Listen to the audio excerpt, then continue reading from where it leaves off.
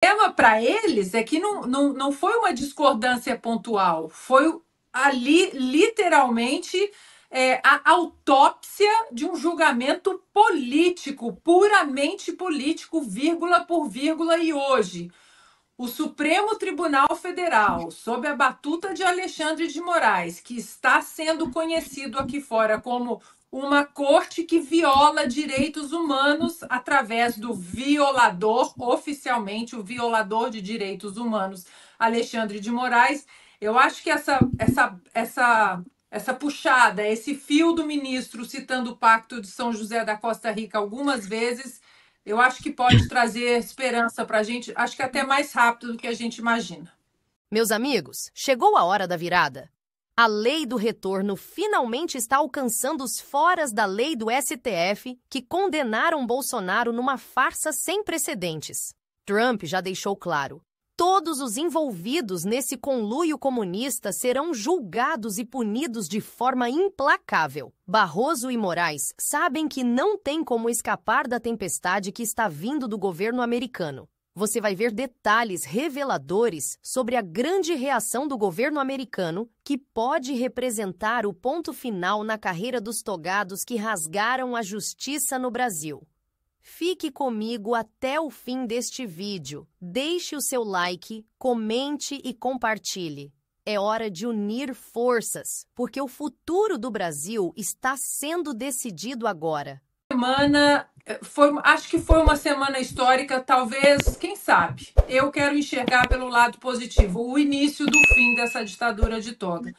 E eu digo isso, concordo com Consta, eu acho que a ajuda, infelizmente, não virá do Brasil, devido às próprias declarações de gente que deveria estar falando isso tudo é um absurdo e tudo tem que ser anulado. Mas eu acredito nos ventos do norte. Eu recebi muitos contatos essa semana pedindo para separar algumas partes que eu achava importante dos votos de todos os ministros, colocar legenda em inglês e enviar para essas pessoas, para esses americanos que me pediram. Eu pedi alguns dias, porque realmente 14 horas de voto. E uma coisa que eu acho que o Fux também, o ministro Fux, eu acho que ele imaginou também que a ajuda poderia vir dos amigos do Norte, foi porque ele cita, acho que 2 ou 3 vezes, o Pacto de São José da Costa Rica. E eu acho que ali ele estava consciente de que qualquer coisa no voto dele poderia ser usado em recursos em cortes internacionais. Ah, mas aí vai demorar, mas aí. Eu não sei se vai demorar tanto, não. E por mais que algumas pessoas da esquerda estejam festejando a divergência do Fux, não, porque isso é bom, porque mostra que não é uma ditadura, que não houve unanimidade, que teve um dissidente. O problema para eles é que não foi uma discordância pontual, foi ali literalmente a autópsia de um julgamento político, puramente político, vírgula por vírgula, e hoje o Supremo Tribunal Federal, sob a batuta de Alexandre de Moraes, que está sendo conhecido aqui fora como uma corte que viola direitos humanos através do violador, oficialmente o violador de direitos humanos, Alexandre de Moraes. Eu acho que essa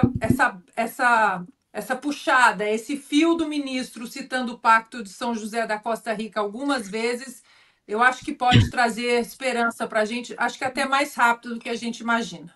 Informações de bastidores, como você bem disse, Márcia, dão conta de que sim, sanções já estão prontas, novas sanções já estão preparadas para atingir em cheio ao Brasil. E aí, quando a gente fala atingir em cheio ao Brasil, existem 2 caminhos. O caminho 1, o mais provável, o mais plausível, é de que essas sanções sejam no âmbito da Lei Magnitsky e atinjam aos demais ministros da Suprema Corte brasileira que acompanharam Alexandre de Moraes na decisão de culpar o ex-presidente do Brasil, Jair Messias Bolsonaro, por um possível ataque à democracia do nosso país, a condenação dele a mais de 27 anos de prisão, que, aliás, a gente também acompanhou aqui ao longo da programação da Jovem Pan News. Então, essa é a possibilidade mais plausível, é a possibilidade mais real. Com exceção do ministro Luiz Fux, os demais que acompanharam devem entrar no âmbito da Lei Magnitsky, devem ser atingidos pela Lei Magnitsky, que e aí é uma informação nova, deve ser reforçada. Como assim reforçada? Aqui nos Estados Unidos se fala que as autoridades brasileiras não levaram essas sanções a sério, que os bancos brasileiros não estão respeitando a lei Magnitsky e que, por causa disso, ela deve ser apertada pelo governo americano. Deve haver já na próxima semana, além da inclusão desses novos nomes, uma cobrança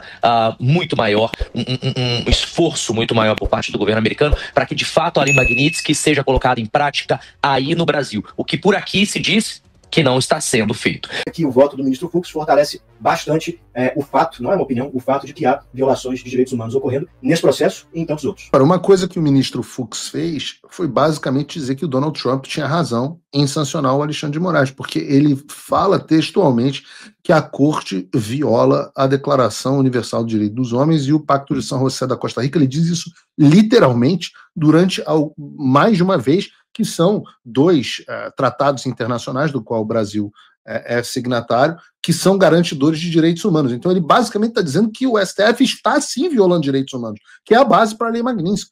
Ou seja, né, o Fux diz que Trump tinha razão, tem razão. Sobre isso, inclusive, você pode analisar, no voto do ministro Fux, isso para mim ficou um pouco implícito e não tão explícito, talvez, mas ele fala, por exemplo, que houve uma clara violação do devido processo legal. O devido processo legal não é só uma garantia legal ou constitucional do ordenamento jurídico brasileiro. O direito ao devido processo legal está previsto na Declaração Universal de Direitos Humanos, de forma, então, que se algo está previsto na Carta da ONU que prevê o que é direito humano, e isso é violado, por conseguinte, evidentemente, você tem uma violação a direitos humanos. Então, sim, eu diria que o voto do ministro Fux fortalece bastante o fato, não é uma opinião, o fato de que há violações de direitos humanos ocorrendo nesse processo e em tantos outros.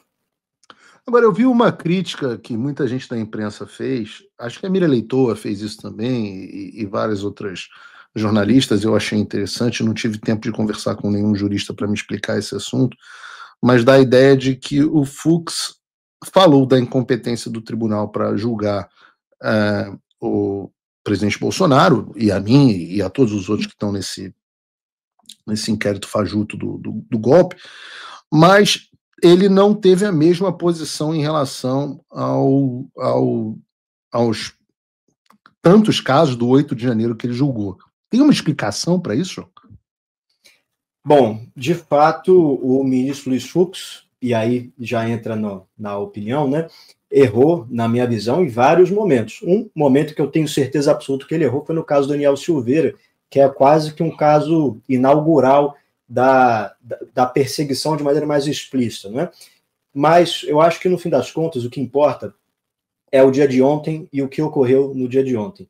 Eu prefiro um ministro Fux que vota de maneira correta e vota baseado na lei, na Constituição, admitindo até, eventualmente, os erros que possa ter cometido, do que um ministro que prefere não rever as suas posições, não rever os seus votos. Então, eu não sei o que levou o ministro Fux a mudar de posição, e quando a gente fala mudar de posição, também um pouco relativo, porque sobre a questão do foro, ele nunca mudou de posição, né? Ele foi contra a mudança do entendimento. Mas falando sobre esses casos de maneira mais específica, como citei aqui o Daniel Silveira, e agora ele votando pela absolvição de quase todos os réus, a única coisa que eu tenho a pensar é que me deixa muito feliz e satisfeito, como diz a frase, né, da Idade Média, de saber que ainda existem juízes em Berlim, né, e na nossa interpretação brasileira, que ainda existe um juiz com apreço à lei e à Constituição em Brasília, ainda que eventualmente tenha cometido